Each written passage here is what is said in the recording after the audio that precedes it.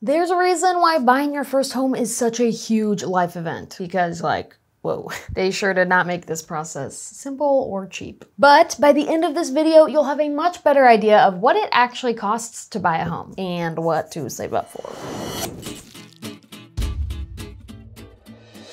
Now, before you even get to the house buying part, there's the offer. The offer is the bid you make when you're trying to stand out to the seller as a good candidate to buy their house. When you put in an offer, you're telling the seller how much you'll pay for the house in sum and what you might request for them to cover or fix. So in a buyer's market, your offer may sound something like, hey, we know the house is listed for $325, but we're gonna offer $320 and ask for all closing costs to be covered. And in a seller's market, your offer may sound more like, we know the house is listed for $640, but we wanted to offer $650 and take it as is. And if your offer is accepted, you and the seller move into a purchase agreement, aka you under contract, baby. Second, the earnest money, which is one I had never heard of before. If your offer is accepted, you'll need to put down what's called earnest money or an earnest check within 3 days of your offer being accepted. Some people also call this a good faith deposit because, I mean, truly that's what it is. You're showing the seller that you're serious and you're all in. You want that house. Once the earnest money is put down and probably deposited into your escrow account,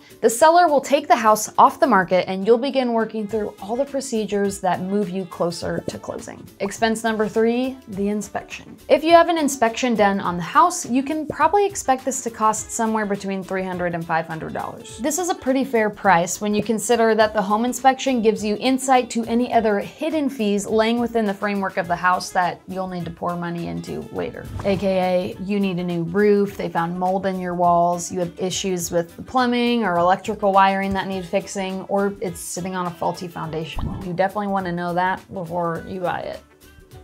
Right. Depending on their findings, you or the home inspector may want to conduct additional testing on the home at a separate cost. These additional tests are performed by professionals that work in that specific trade that can go more in depth than your home inspector will be able to. For instance, testing for radon in the home will cost between $100 and $500. A termite inspection costs between $50 and $300. A mold inspection will cost between $200 and $1,000. A foundation inspection will cost between $300 and $1,000. A sewer inspection will run you somewhere between $100 and $1,000, which I realize is a very big range, but the national average appears to be $200. Not bad. After inspection results are in, the buyer can request the seller to pay for certain repairs to be made to the house, in which the seller could accept that request or refuse. With all these additional inspections noted, it's wise to have $1,000 or $2,000 set aside for inspection costs, even with a relatively clean inspection report. Fourth expense, the down payment. The inspections are completed and closing day is here. This is where you'll seal the deal and become homeowners for the very first time.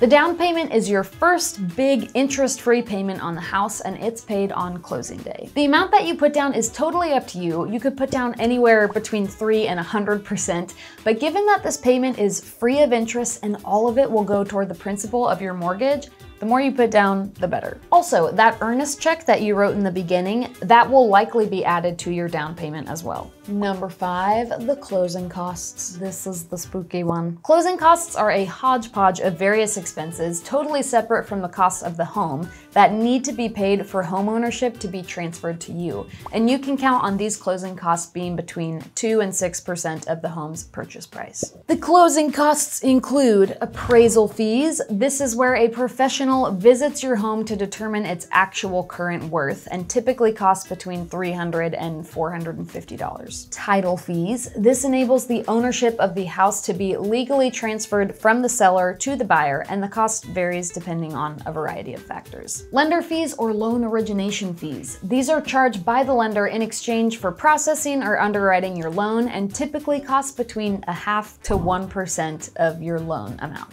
Expense number 6. Do you need homeowners insurance?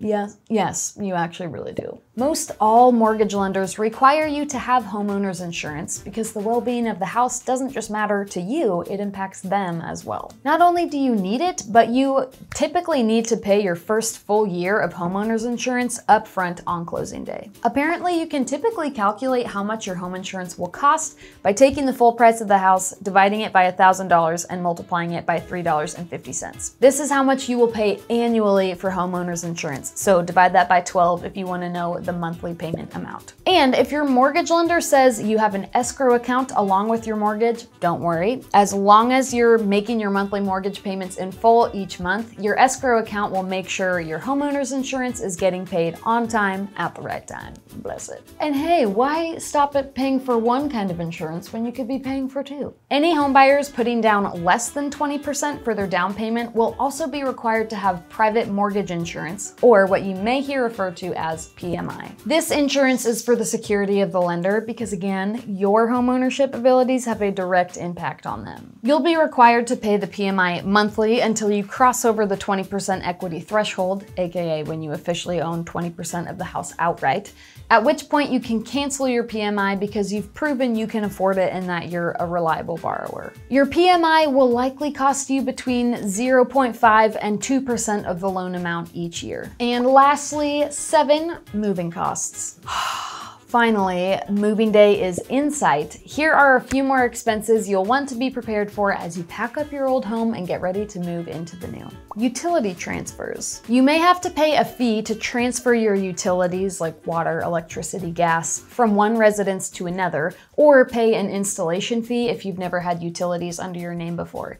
This typically costs between $20 to $100 per utility. Truck rentals and or mover fees. Whether you're putting in the elbow grease yourself or would happily give an arm and a leg to have someone else do it for you, research the cost of renting a local moving truck or moving service. Subleasing fees or contract breaking fees. If you're waving goodbye to renting and saying hello to homeownership, don't forget the cost of breaking contract early. You can usually save hundreds, if not thousands, by finding a new sublease on your landlord's behalf to take over your old rental. And mail forwarding. I know buying a home is weighty. You literally feel like you've been drained of everything you have. So I'll end with everybody's favorite moving expense, mail forwarding.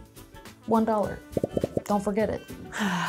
So, bleh. Buying a home has a ton of different expenses, but it doesn't have to all sneak up on you. One simple way to keep all of your home buying expenses and savings under control is to track all your savings in a budget. Let me show you how you can do this. If my husband and I wanted to buy another house, we would go to our budget, we use YNAB, and we would make a category group for all of the different home buying expenses we want to save up for. I'll add a category for the earnest money, one for the down payment, another for inspections, closing costs, moving costs, and any other expenses we can think of. And we like to set targets for our categories because then it's super easy to tell how close we are to reaching each one of our savings goals. So if we want to have $1,000 saved up for inspections, I'll set a savings balance target for $1,000. Anytime we drop money in these categories, these progress bars will physically show us how much closer we are to hitting that savings goal. And even better, if you have a goal to buy a house by a certain date, say 3 years from now, add that date to the target, and now you'll be setting aside the exact perfect amount every month, and you'll be ready to buy that house by the time you want. No surprise expenses. And then later on down the road, when your friends are buying their first house and want to know how much you paid for your radon inspection, you'll be able to find that info easy peasy right in your budget. Homeownership is one of those feelings that's just up there with marriage or having your first kids or finding your lifelong partner.